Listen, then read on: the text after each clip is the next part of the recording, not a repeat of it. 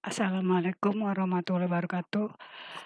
Kita masuk ke mata kuliah Ekonomi Teknik, yaitu pertemuan keempat dengan saya dosen pengampunya. Oke, di pertemuan kali ini saya akan membahas tentang depresiasi. Apa itu depresiasi? Depresiasi adalah penyusutan nilai fisik ya atau decrease in value, barang-barang dengan berlalunya waktu dan penggunaannya berdasarkan umur ekonomis aktual aset sampai umur rencana tertentu.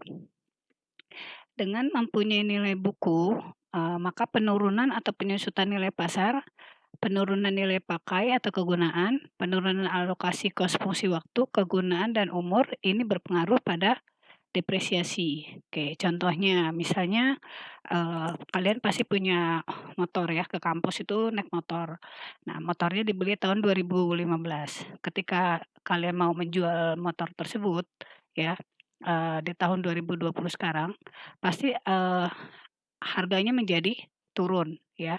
Oke, karena, tidak semua motor istilahnya kita, sebut motor second ya, dengan merek yang sama dan harga beli yang sama, pada waktu yang bersamaan 5 tahun kemudian harganya akan sama. Karena itu akan tergantung pada, kegunaannya juga. Apakah motor kalian itu dipakainya setiap hari ya, lalu dipakainya juga, ke tempat yang jauh-jauh sehingga kilometernya menjadi, tinggi itu ya. Nah, juga, dilihat dari umurnya juga dari fashionnya juga dilihat modelnya sudah ketinggalan atau belum. Jadi, ingat tidak semua barang itu waktu belinya harganya sama, dijualnya juga akan harganya sama. Jadi ada beberapa faktor yang menentukan, nilai sisanya, kita sebut nilai sisa ya, oke, atau depresiasi.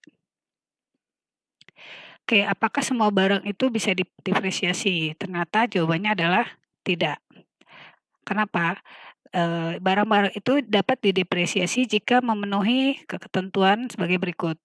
Yang A, harus digunakan, dalam bisnis atau menghasilkan pendapatan atau menghasilkan uang. Nah, kalau ada nilainya berarti barang tersebut bisa didepresiasi. Yang kedua, barang itu juga harus mempunyai umur efektif yang dapat ditentukan, ya. Jadi ketika umurnya misalnya seperti motor tadi 5 tahun masih bagus, nah itu, namanya barangnya masih ada nilai sisanya, ya. Maksudnya umur efektif yang dapat ditentukan apa? Nah, misalnya motor ini tidak akan pernah ketinggalan, zaman ya, di atas 10 tahun nah, di atas 10 tahun nanti dia, eee, makin menurun, bahkan nanti tidak akan ada harganya ya. Biasanya kalau motor tetap ada, kebanyakan itu yang umur efektifnya dapat ditentukan, biasanya itu barang-barang elektronik ya, seperti laptop, terus handphone ya. Itu malah makin ke sana barangnya makin tidak ada harganya, bahkan, nilainya sangat sangat kecil ketika dijual. C, sesuatu yang dapat dipakai sampai aus, rusak, atau diperbaiki sehingga menjadi tidak bisa dipakai. Jadi barang itu juga bisa didepresiasi ya. Tapi kalau sudah kondisinya seperti ini pasti tidak ada nih nilainya. Yang berikutnya, bukan merupakan barang inventory ya, atau stok dalam perdagangan atau barang investasi ya. Oke. Oke, lalu barang-barang itu ada, apa aja ya. Di sini ada yang barangnya satu berwujud, 2 yang tidak berwujud. Oke. Untuk barang yang berwujud itu misalnya seperti barang pribadi, seperti mesin ya, ini bisa mobil, motor ya, dan lain-lain atau kendaraan. Juga alat-alat ya, atau, bisa juga dump truck ya, seperti itu punya perusahaan ya. Lalu perabotan atau barang-barang lainnya yang bersifatnya pribadi. Pribadi baik personal maupun, perusahaan ya. Yang kedua, barang berwujud itu adalah barang real ya, eee, seperti ini, tanah dan bangunan ya. Oke, di mana, tanah itu tidak terdepresiasi karena umur ya. Justru tanah itu makin lama makin mahal, sama seperti halnya, emas ya. Semakin disimpan, semakin ke sana harganya semakin mahal. Beda dengan kendaraan, beda dengan yang ini tadi ya. Kali ini makin bertambah umur makin berkurang, kalau ini bertambah umur makin bertambah nilainya. Kalau barang tak berwujud itu misalnya seperti ini, hak cipta paten ya. Catatan kita tidak membahas depresiasi ini ya. Seperti apa? Contohnya aja, misalnya kalian sudah, berhasil membuat mesin untuk, di tugas akhir, misalnya mesin, pembuat, ini ya, pemotong, keripik singkong, pisang, tapi, modelnya tuh unik gitu ya, atau pengupas bawang. Nah, setelah itu kalian daftarkan menjadi, hak cipta ya, atau paten.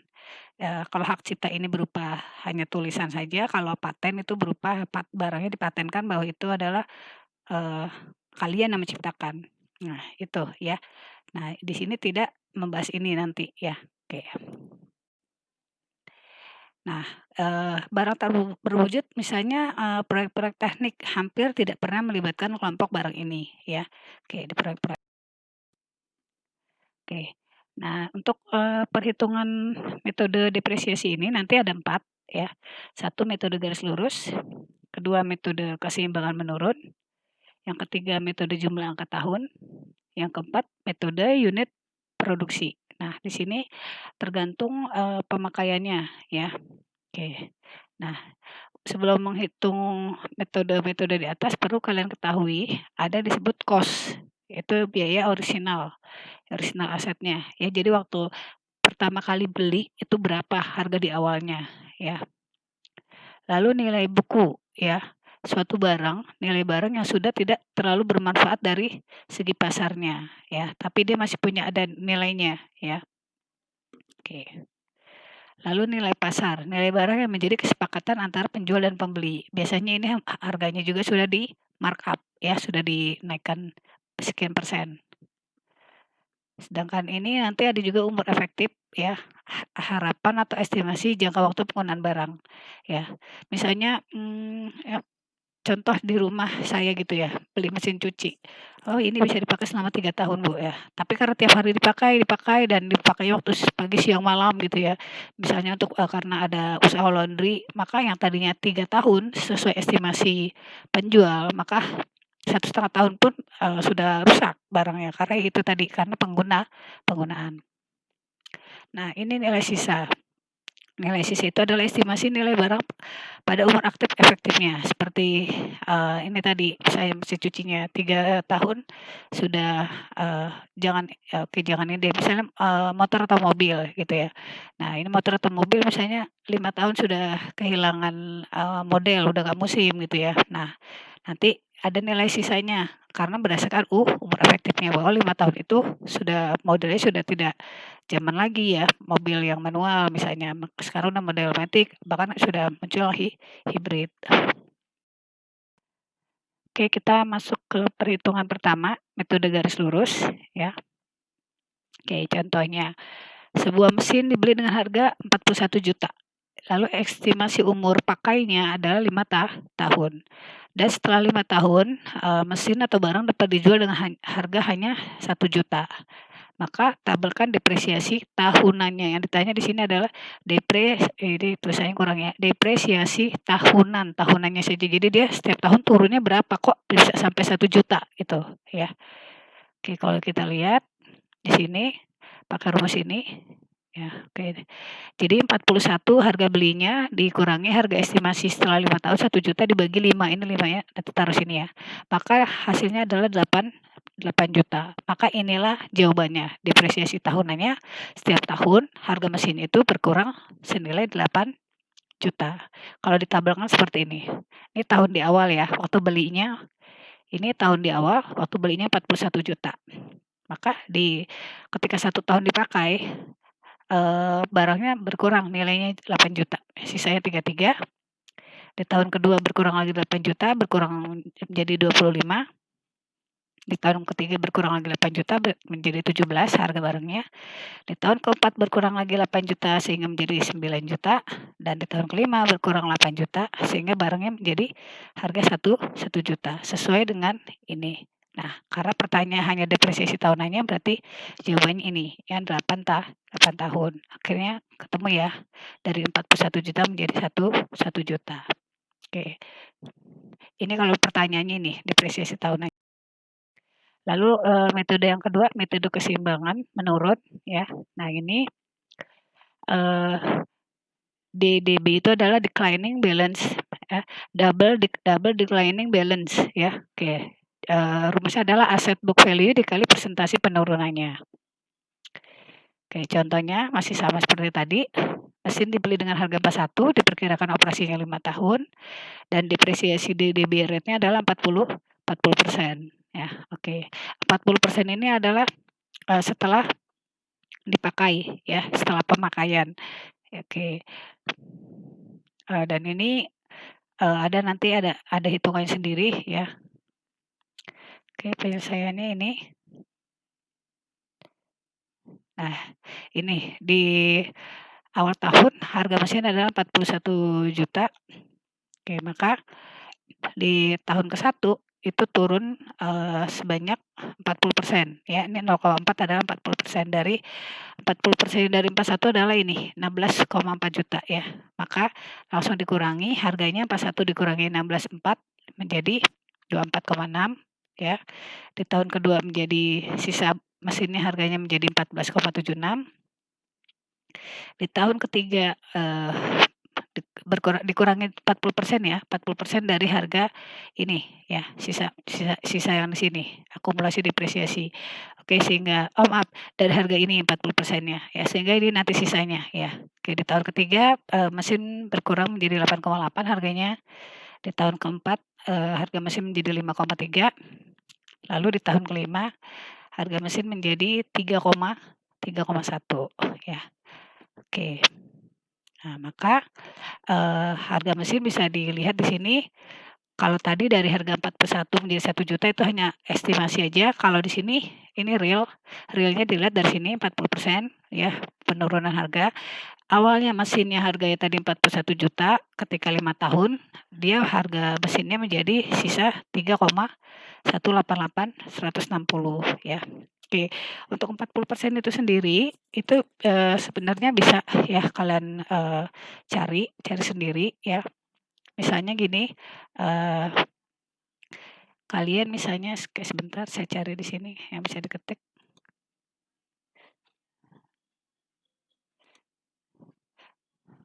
Oke, ini. Oke, misalnya harga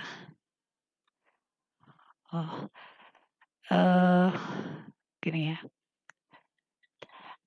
Reject barang ya. Misalnya 1 jam itu berhasil menghasilkan barang 10.000 pieces ya, 10.000 misalnya. Ini kita hitungannya masih 1 jam ya. Oke, 1 jam itu berhasil menghasilkan 10.000 pieces. Tetapi dari 10.000 ini nanti ada reject-nya. Reject-nya adalah misalnya 1.000 pieces ya. Oke, maka dari sini kalian tahu berapa persen. Kalau dikalikan 100% berarti di sini adalah 0,1% reject-nya ya, atau setara dengan 10% ya. Oke. Yang sama, yang 40 ini tadi 40% itu ada hitungannya ya. Tapi kalau untuk hitung-hitungan contohnya seperti ini tadi ya. Jadi kalau misalnya kalian, nah ini hitungannya per jam ya. Ini per jam nih. Oke. Ini karena 10% itu per jam. Jika yang ditanyakan misalnya dalam 1 shift berarti berapa? Nah, kalau 1 shift berarti nanti kalian langsung konversi aja. 1 shift itu biasanya 8 jam. Berarti 10% kali 8 jam berapa gitu ya. Atau misalnya dalam 1 hari. 1 hari ada 3 shift berarti tinggal dikalikan 3. Oke, seperti itu. Oke. Nah, ini adalah untuk hitungan yang ininya ya, 40%-nya. Oke, saya pause dulu bisa? Oke. Oke, kita lanjut.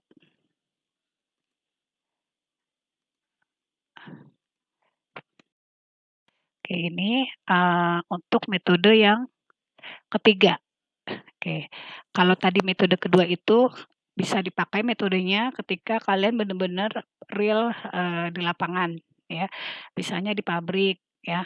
Itu kan di pabrik kelihatan ya, satu mesin misalnya menghasilkan seperti tadi 1 jamnya itu 1.000 pieces, tetapi dari 1.000 pieces ternyata ada 10.000.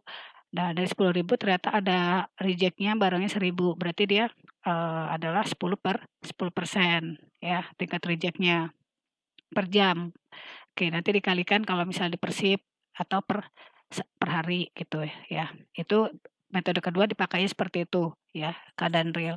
Nah, kalau untuk metode yang ketiga ini, dipakai adalah metode jumlah angka tahun. Nah, ini kalau misalnya kalian udah tahu ya, mesin kalian itu, hanya, bisa dipakai 5 tahun saja.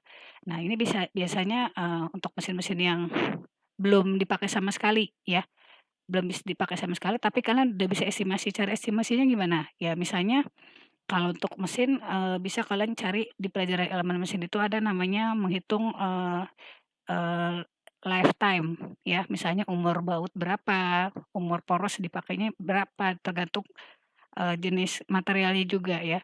Nah dari situ misalnya misalnya di sini mau menghitung mesin blender. Nah mesin blender itu kan intinya di pisau ya, di pisau dan di, eee, ininya, di porosnya ya, yang paling sering, eee, cepet haus.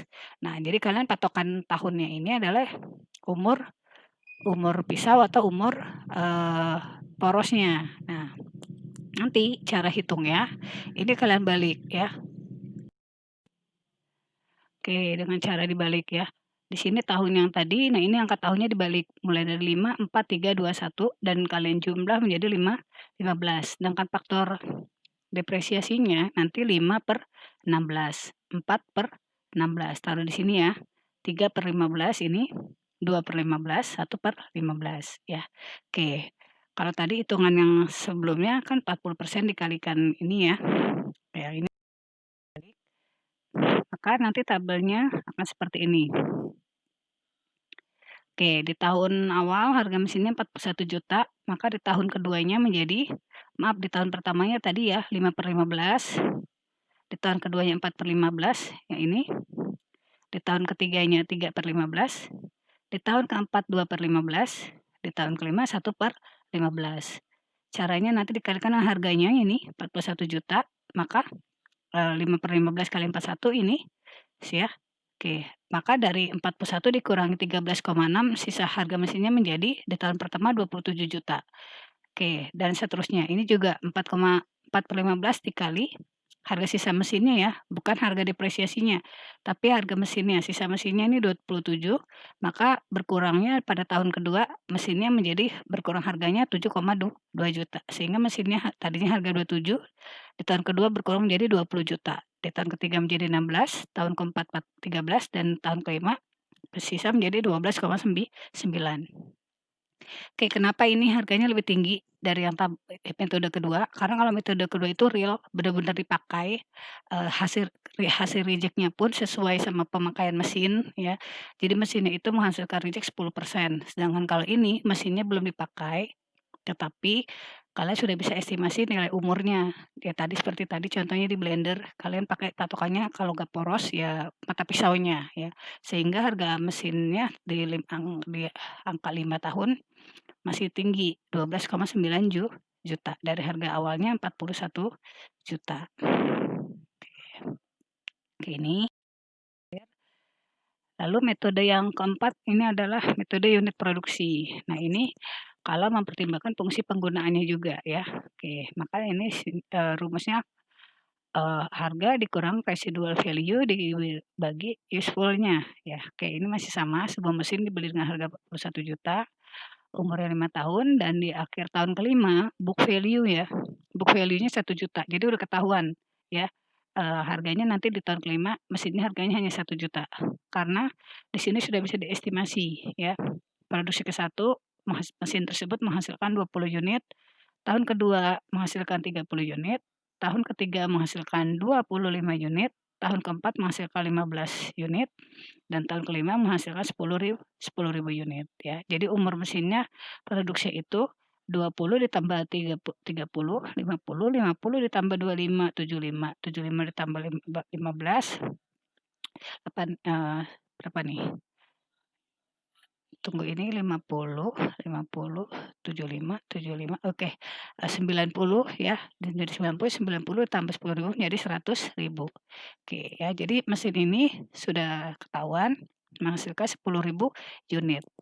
Tetapi dia di sini tidak ketahuan mesinnya itu dianggapnya selalu menghasilkan barang yang bagus, karena barang yang reject-nya tidak dicantumkan. Jadi metode ini bisa dipakai hanya untuk, mesin dalam keadaan kondisi baru dan juga belum, dipakai ya. Jadi waktu mau menjual nih biasanya para marketing, menjualnya seperti ini, "Oh, mesin ini nanti mampu," gitu, tahun pertama menghasilkan 20.000 unit, tahun ketiga menghasilkan sekian sekian sekian gitu ya. Tapi tidak membicarakan tentang berapa banyak reject-nya. Jadi kalau untuk menghitung depresiasi mesin, itu paling cocok di metode kedua ya, yang ada, persentase BBB rate-nya. Keempat ya, ini tadi harga mesin awal 41, ketika tahun kelima menjadi 1.000.000 dibagi, 100.000 unit, mesin ini mampu menghasilkan 100.000 unit, maka, per unitnya nanti, produksinya seharga Rp400 ya. Oke, kita masuk ke sini, ini di tahun pertama ya, masih sama 41, di tahun ke-awal, di tahun ke-1-nya menjadi sini masukkan 400 ya, terus ya, ini kurangnya 3, 4, 5. Jadi 400 kita cantumkan dan ini hasil produksi tahun pertama 20.000 unit, tahun kedua 30.000 unit, ketiga 25.000 unit, tahun keempat 15.000, tahun kelima 10.000 unit dengan total nanti menjadi 100.000 unit. Sedangkan harganya tadi berkurang menjadi 41.000.000 dikurangi 8.000.000 sehingga sisa 33, dan 33 dikurangi 12 menjadi 21, 21 dikurangi 10 menjadi 11, 11 dikurangi 6 menjadi 5, 5 dikurangi 4 menjadi 1.000.000. Maka harga mesinnya hampir sama dengan metode pertama ya. Tapi kalau pertama itu tidak disebutkan hasil produksinya, metode keempat ini disebutkan hasil produksinya tanpa menyebutkan hasil reject-nya. Ya, oke. Oke, cukup sekian, untuk metode yang, depresiasi mesin ini ya. Oke, saya ucapkan wassalamualaikum warahmatullahi wabarakatuh.